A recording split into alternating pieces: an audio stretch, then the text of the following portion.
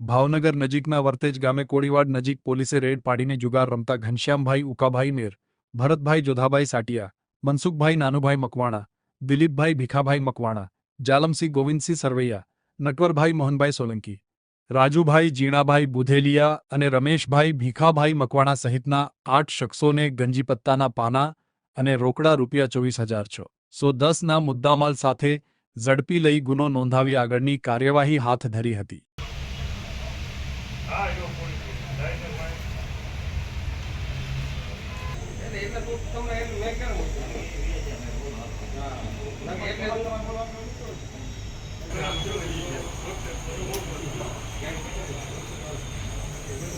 બેઠા માવો